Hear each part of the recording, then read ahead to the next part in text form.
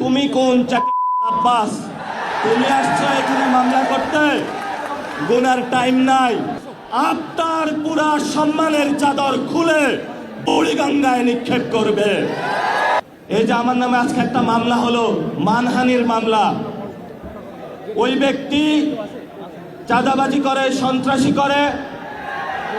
এমন লোকের কোনো মান থাকতে পারে না। যার মান আছে তারই তো মানহানি হয়। মামলা করেছে আরেকজনকে দিয়ে, গোপনে গিয়ে হলো সাক্ষী হিসাবে উপস্থিত হয়েছে। এগুলাকে আমরা বলবো গুপ্ত। আপনি ঢাকা হাটে ফেল করেছেন, লিখে রাখুন জনাব আব্বাস। আপনাকে তারেক জিয়া এসে রক্ষা করেছে। তারেক জিয়া যদি এসে রক্ষা না করত, তাহলে আপনি মির্জা আব্বাসের ছুনোপুটিও আমরা ঢাকা হাটে খুঁজে পাইতাম না। হালে পানি আছে, এখনো বেঁচে থাকার সুযোগ আছে।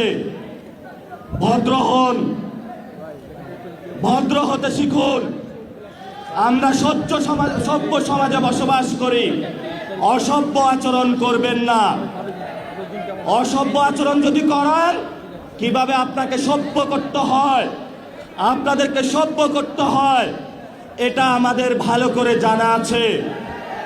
ওরা আমাদের ভয় দেখায়। আমরা এক আল্লাহ ছাড়া কারো কাছে ভয় পাই না। মামলা হামলা অনেক আগেই পার করেছি। শেখ হাসিনার আমলে রিমান্ডে নিয়ে আমাকে মাথা নিচের দিকে দিয়ে, পা উপর দিকে দিয়ে সারা রাত নির্যাতন করেছিল। কখনো আপোষ করার চেষ্টা করি নাই। তুমি কোন আব্বাস? তুমি আসছো এখানে মামলা করতে? গুনার টাইম নাই। সিনিয়র সিটিজেন আসেন, সিনিয়র সিটিজেন আসেন। আমরা সম্মান করতে চাই, কিন্তু নিজের সম্মান যদি না রাখতে পারেন, তাহলে এই যারা ইয়াং জেনারেশন আছে, জেনজিরা আছে, আপনার পুরা সম্মানের চাদর খুলে বুড়িগঙ্গায় নিক্ষেপ করবে। আমরা ধৈর্য ধারণ করতেছি। আমরা শান্তিতে বিশ্বাস করি, আমরা গণতন্ত্রে বিশ্বাস করি। ওই দিন নির্বাচনের দিন আমি যদি সেইখানে কনফ্রন্টেশনে যেতাম, হাজার হাজার স্টুডেন্ট হসপিটালে থাকতো। আমি গণতন্ত্রে বিশ্বাস করেছি, কিন্তু গণতন্ত্রের নামে আপনারা ইঞ্জিনিয়ারিং করেছেন। আমরা এখনো সহ্য করছি। দ্রুত রিফর্ম অ্যাসেম্বলি করেন, দ্রুত বাংলাদেশে সংস্কার বাস্তবায়ন করেন, দ্রুত বাংলাদেশে শহীদদের বিচার বুঝিয়ে দেন, আহতদের বিচার বুঝিয়ে দেন, শহীদ উসমান হাদি ভাইয়ের বিচার বুঝিয়ে দেন। ধর্ষণ বন্ধ করেন। নরসিংদীতে গতকাল একটি ধর্ষণ হয়েছে। আপনার সন্তান আছে, তাকে আপনি নিরাপত্তার চাদরে আবৃত করে রাখেন। আমার সন্তান, আমার মা বোনের যেদিন নিরাপত্তা দিতে পারবেন, সেদিনই আপনি জনতার প্রধানমন্ত্রী হবেন। এর আগে হবেন না, হবেন না। আমরা একটা আশঙ্কার মধ্যে দিনাতিপাত করছি।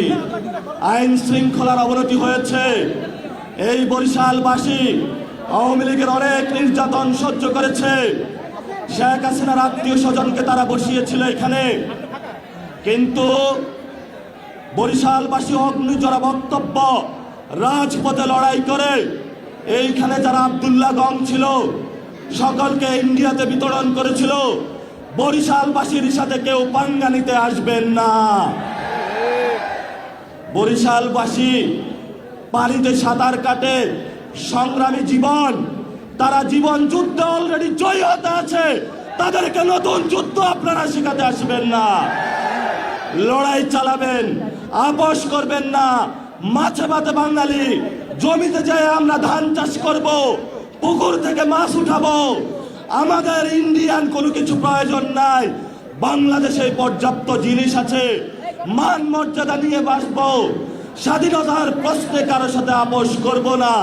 সংগ্রাম চলবে, লড়াই চলবে। বাংলাদেশ মুক্তি পাবে। সবাইকে সেই সংগ্রামের আহ্বান জানিয়ে আমি আমার বক্তব্য শেষ করছি। আসসালামু আলাইকুম ওয়া রাহমাতুল্লাহি ওয়া বারাকাতুহু।